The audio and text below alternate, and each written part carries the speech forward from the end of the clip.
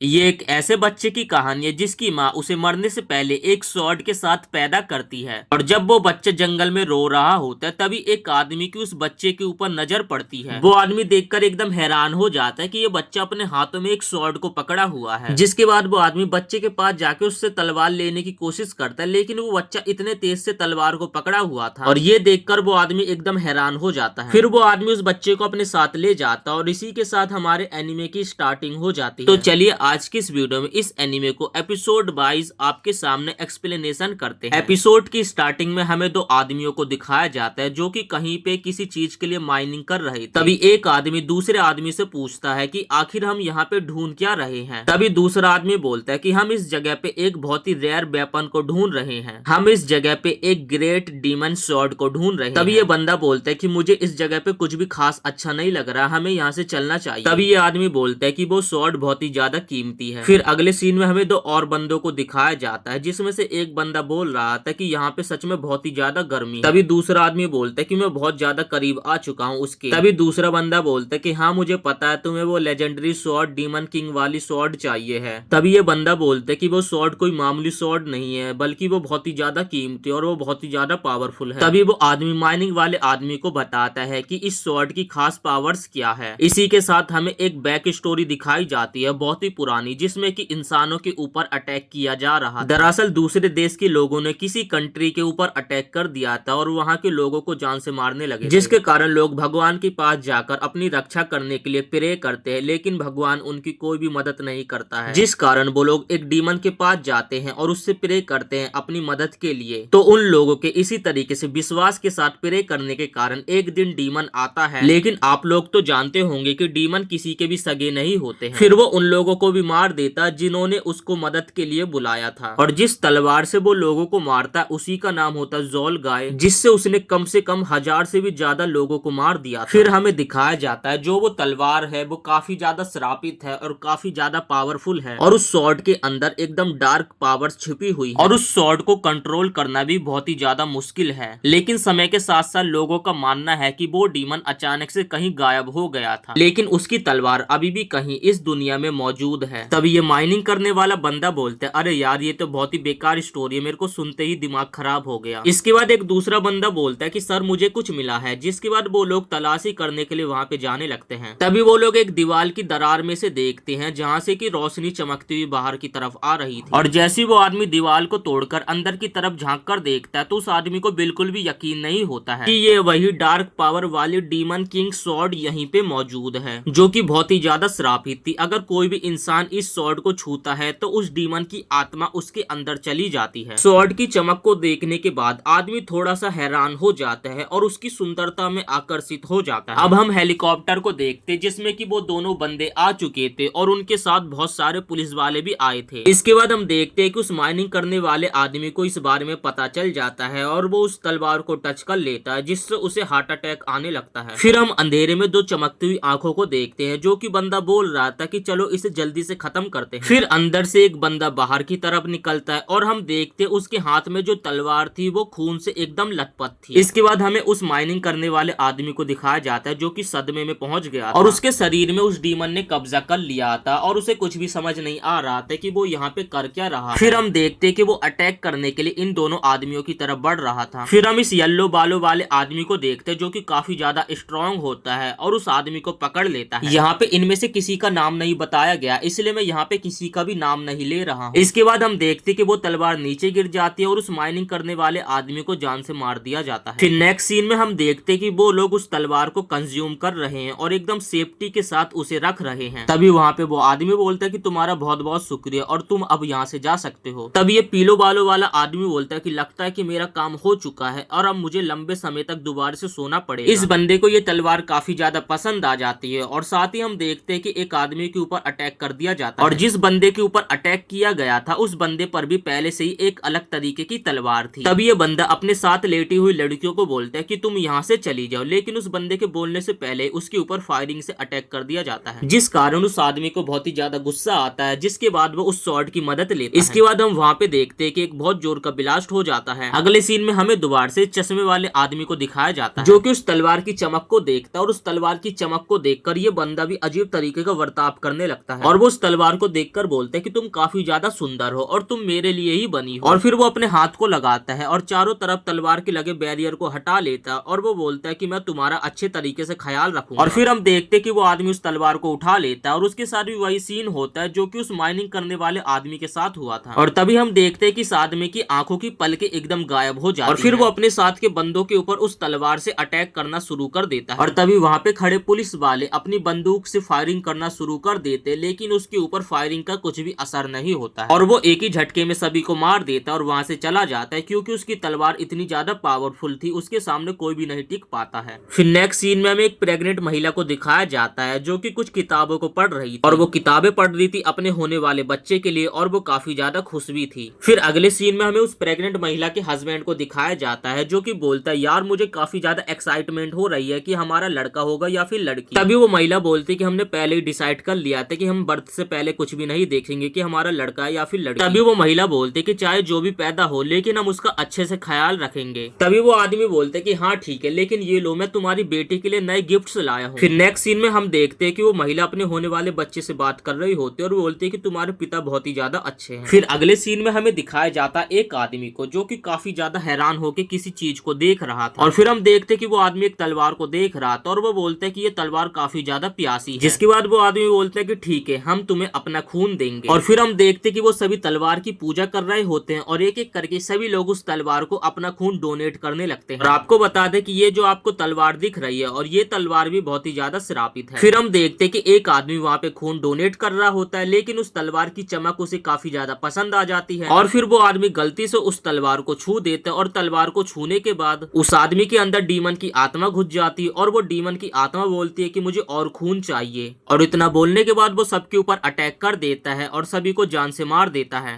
तभी इसके बाद वो आदमी मुस्कुराते हुए बोलता है कि मुझे और खून चाहिए है। और तभी हम देखते कि उस आदमी की तलवार से एक डार्क ऑरा निकलने लगते हैं और वो आदमी खून की तलाश में बाहर निकल जाता है। फिर अगले सीन में हमें उन हस्बैंड वाइफ को दिखाया जाता है जो कि शॉपिंग करने के लिए घर से बाहर गए होते हैं और तभी वो महिला बोलती है कि हमें पहले से ही अपने बच्चे का कुछ नाम डिसाइड कर लेना चाहिए। लेकिन हम यहाँ पे देखते हैं कि उस महिला का पति मर चुका होता है और उसके ऊपर किसी ने एक खतरनाक अटैक कर दिया था, जिससे उस महिला को भी इस बारे में कुछ भी नहीं पता चलता है। और तभी हम देखते हैं कि ये वही आदमी है जिसने कुछ देर पहले अभी उन लोगों को मारा था। तभी वो महिला अपने पति की लाश के पास जाते और वो बोलती है, हनी तुम्हें क्या हुआ? और वो जोर जोर से रोने लगती है। तभी वो डीमन महिला को बोलने लगता है कि मुझे और खून चाहिए है। वो महिला रोते रोते उस डीमन को बोलती है कि तुमने बहुत बुरा किया और अब मैं तुम्हें जान से मार दूंगी, मैं तुम्हें बिल्कुल भी नहीं छोड़ूंगी। फिर हम देखते कि वो डीमन उस प्रेग्नेंट महिला को नहीं मारता बल्कि एक दूसरी महिला के पीछे जाता है और उस महिला को जान से मार देता है और वो बोलता है कि मुझे और खून चाहिए है। जिसके बाद वो आदमी एकदम नॉर्मल हो जाता है और वो आदमी बोलता है, अरे ये क्या हुआ? मैंने इतने सारे लोगों को मार दिया, ऐसा नहीं होना चाहिए था। और वो आदमी बहुत ही ज्यादा घबरा जाता है। तभी उस आदमी के पीछे वही महिला खड़ी होती है जिसके पति को अभी उसने कुछ ही देर पहले मारा था। वो महिला उस आदमी की तलवार को उठाती है और उसी तलवार से उस आदमी को भी जान से मार देती है। तलवार को टच करते वो महिला भी पगला जाते, उस महिला के शरीर में भी डीमन की आत्मा घुस जाती है। और फिर वो महिला बोलती कि मुझे और खून चाहिए है और उस आदमी को मारने के बाद वो महिला बोलती है कि मैं सबको जान से मार दूंगी। और फिर हम देखते कि वो महिला एक जगह पे डरी हुई बैठी होती है क्योंकि यहाँ पे उसका हस्बैंड मारा जा चुका है और उसे यहाँ पे कुछ भी समझ नहीं आ रहा था कि वो करे तो क्या करे। फिर हम देखते कि वो तलवार चमकने लगती है और वो उस महिला से और ज्यादा मर्डर करवाना चाहती थी और वो तलवार उसके दिमाग में बोल रही थी कि मुझे और खून चाहिए, मुझे और खून चाहिए। इसके बाद हमें एक दूसरी महिला को दिखाया जाता है जो कि अपने बच्चे को हाथ में लेकर घर जा रही है। तभी उसे पीछे से किसी की आवाज आती है और जैसी वो पीछे मुड़कर देखती है तो उसे कोई भी दिखाई नहीं देता, लेकिन वो डीमन स्वॉर्ड वाली महिला उस औरत के हाथ में एक बेबी को देख लेती है और फिर वो उस महिला को जान से नहीं मारती और अपने मन में सोचने लगती, ऐसा नहीं हो सकता, मैं किसी को भी बिना गलती के जान से नहीं मार सकती। यहाँ पे वो महिला सोच रही थी कि ये बहुत गलत काम है और प्लीज मेरी कोई मदद करो और रोते रोते वो ये सब बोल रही। तभी वो सामने लगे उस शीशे में देखती है और उस शीशे में उसे दिखता है एक डीमन जो कि काफी ज्यादा पावरफुल होता है। इसके बाद वो डीमन बोलता है कि मुझे और ज्यादा खून चाहिए। इसके बाद हमें उस पहले चश्मे वाले आदमी को दिखाया जाता है जिसे माइनिंग के दौरान तलवार मिली थी और वो अकेली सुनसान रोड पे खड़ा हुआ था और अपनी पावर से कारों को तहस नहस कर रहा था। और तभी वहाँ पे एक बहुत जोर का ब्लास्ट होता है जिसके बाद हमें वहाँ पे उस आदमी को दिखाया जाता है जिसके पास एक अलग तरीके की तलवार थी। तभी ये आदमी उस चश्मे वाले आदमी के सामने खड़ा होकर बोलता है कि ये तुम्हारे पास तलवार क्या कर रही है। जिसके बाद ये बंदा बोलता है कि मुझे तो तुम काफी ज्यादा कमजोर दिख रहे हो। तभी ये बंदा बोलता है चलो हम दोनों क्यों ना लड़ाई करते हैं और जिसके बाद इन दोनों के बीच में लड़ाई स्टार्ट हो जाती है और फिर वो दोनों अपने आप को एक अजीब सी शील्ड में ट्रांसफॉर्म कर लेते हैं। जो दूसरा आदमी होता है वो उस चश्मे वाले आदमी के चैलेंज को एक्सेप्ट कर लेता है और वो बोलते हैं कि मैं तुम्हें हरा दूंगा। और इसके बाद यहाँ पे उन दोनों के बीच में लड़ाई स्टार्ट हो जाती है